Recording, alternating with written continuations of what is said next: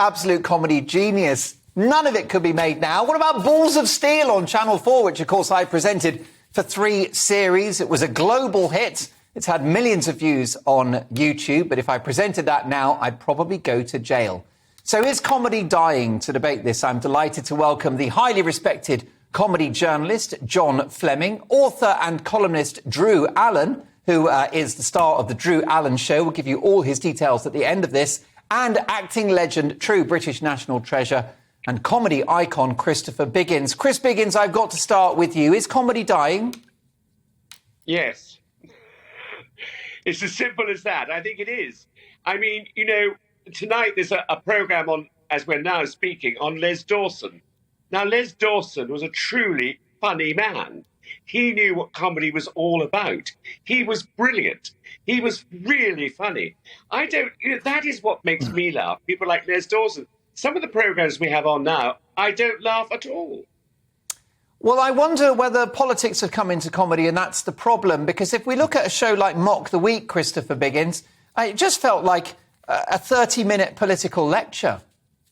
Well, that's the problem, I think. You're absolutely right, Mark. I mean, it's become now so political that it's not true. And, they're having a go at all the parties, the political parties. Woke now is a big subject for everybody, it seems. And it's not like the good old days, when you'd have wonderful comedians like Benny Hill and Dick Emery. I mean, those shows wouldn't be able to be shown now. I mean, it's an impossibility that we could enjoy any of that stuff. Chris Biggins, isn't the point of comedy that it's got to be naughty? Of course, it's naughty and it's fun. And that is the joy. I mean, and British comedy has always been like that. It's always been essentially funny. Really funny, belly-achingly laughing. It's wonderful. Crying with laughter. That's what we want. And that has been lost over the last few years. My other esteemed guests, I'm going to let you hog the limelight because you are one of my comedy heroes, Christopher, and you've been in some of the greatest sitcoms ever made. You've worked with extraordinary talents like Ronnie Barker, Cilla Black and others. Isn't the other aspect of comedy that there's always a victim and that's okay? Yeah, absolutely. Victims are perfect. I mean, you have to have a victim in order to laugh sometimes. And that's what makes comedy so joyous. I mean, Ronnie Barker, when I did Porridge with him, it was brilliant comedy. I mean, he was a true comedy actor. And I say comedy actor because if he felt one of his lines was better said by me or the rest of the cast, he would give a Dick Clement or Ian Lafrene line, because he wanted to see the whole show. He was a true comedian actor, comedy actor. He was brilliant. And that, I think, we've lost that nowadays. John Fleming, great to have you on the programme. You've written extensively for many years on the subject of comedy. Do you think it's dying? I don't think it's dying. I think it'll probably change. I mean, it goes through periods, doesn't it? Hello, Biggins. I used to work with him on Surprise, Surprise. Hello, Biggins. Wow. What did you do on Surprise, Surprise? I was a researcher. I found the punters. That's great. That was a great show that used to unite families, long-lost siblings and all the rest of it. That's right. And occasionally had a sense of humour. I mean, the thing about Surprise, Surprise, and I think television's changed, and that doesn't help. In the days of Surprise, Surprise, what producers did was they made programmes that they themselves liked. So, I mean, Alan Boyd on the weekend did Surprise, Surprise because he liked the sort of programmes that he produced. Nowadays, I think people are producing the sort of programmes they think the lower classes want to watch. And so all these Oxbridge people are making programmes for people in Essex. And they don't really understand what the hell's going on. John Fleming, to what extent do you think, because we're going to talk about the American situation very shortly with a very big talk show star, Drew Allen. But before we come to Drew, do you think Brexit has been a problem for British comedy? Do you think that sort of dividing line between Remainers and Brexiteers has been a really sort of divisive aspect within comedy? Because I do know of comedians, John, who have been cancelled for being pro-Brexit. I mean, I think it's a bad problem in society, isn't it? Yes, I mean, I think by and large, gross exaggeration, by and large, comedians tend to be left-wing because you possibly rail against authority, and that's a good thing for comedy.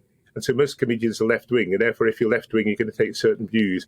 And by and large, Brexit was a left-right divide. I don't know if you've watched many of the US talk show hosts. Well, I'll be asking Drew about that shortly, John. But they seem to have got much more partisan in recent years, possibly because of Trump.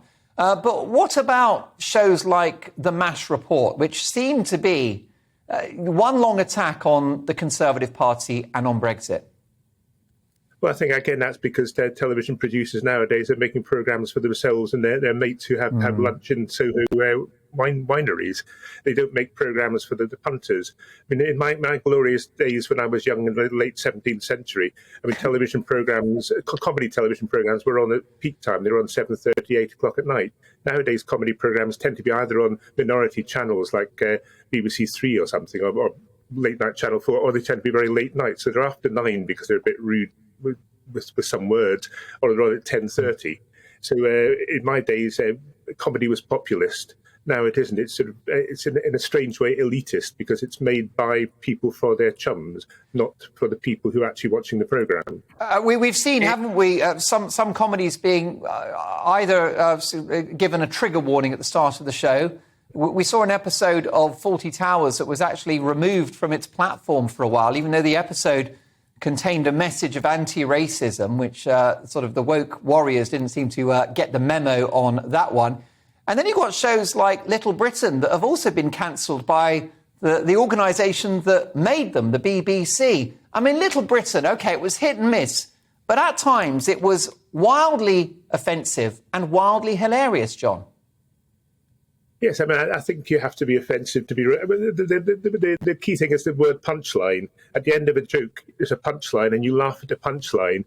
And the reason you laugh, the reason you lose control of your body is either because you're getting a release, because there's a surprise, or something you don't expect, or, it's a release. I gibbered there, didn't I? But a punchline triggers a release.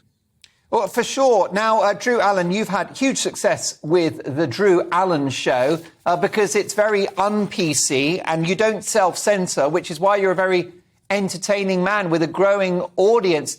Can you tell me the state of comedy in the United States of America? Well, sure. I mean, look, it's not dead, but it's under assault. And I want to be clear, this is actually pretty insidious. We should be very alarmed by this because as comedy wanes, authoritarianism waxes. Do you think there's a flourishing comedy scene in North Korea? How about China? China, you can tell jokes as long as they don't offend people or as long as you don't speak out against the regime. And look, comedy is a very effective format. Ridicule and humor are devastating weapons against politicians. And look, in our social lives, many subjects become taboo. Those subjects that are taboo are the ones that are most important to discuss. And so the comedy scene is where it's permissible to discuss those things. It unites people. It brings laughter, all things that are anathema, of course, to the authoritarians out there. Now, Hollywood, of course, is a leftist, an arm of the leftist regime. They're not going to come out there and push comedy because they're not going to criticize their own. They're propagandists. They're not out there to humor people and seek truth. But let me put it this way. Dave Chappelle, he has been uncancelable, okay? Dave Chappelle tells more truth in 1 hour of his comedy specials than you hear in a year's worth of programming on CNN. And that's why he's such a precious resource. And I guess I should speak up for Ricky Gervais as well, Drew Allen, whose most recent Netflix special almost broke the internet. He made a joke about trans women saying, I'm very pro-trans, but meet me halfway, ladies, lose the penis. Yeah. Here's the point. This is a forced effort, right? So there is a huge market for comedy. People want it. Look, we live in an age in which we're living in a world of deceit, right? Men can become women. Men can give birth. We're not in a recession. Recession's a state of mind. Just ignore reality completely. And so there's so much ripe content to comment on. And people like Gervais and these other people are brave, and their audiences are growing vastly. But look, for example, if I say, when we get into the transphobia argument, I'll be called transphobic because I say, there's two sexes and only women can give birth. You say it as a matter of fact, and, you're not supposed to go there. But if I'm Dave Chappelle and I say, hey, can someone point to a time in which any baby was born through the, external urethral orifice of a man before? I'm pretty sure that throughout all mankind's history, they come from a vagina. When you put things in humor, it's fine. Monkeypox is the latest example of this, right? We know the CDC has confirmed that this is afflicting the gay community. That's just a matter of fact, overwhelmingly. But you're not supposed to talk about it. It's taboo. But if you stick it in a joke and you say, hey, Mark, did you hear about the latest test that straight women can use to determine whether their man is gay? Monkeypox. Humor has a way of cutting through these things and piercing the walls. And it's like I said, it's devastating. So this has to be canceled.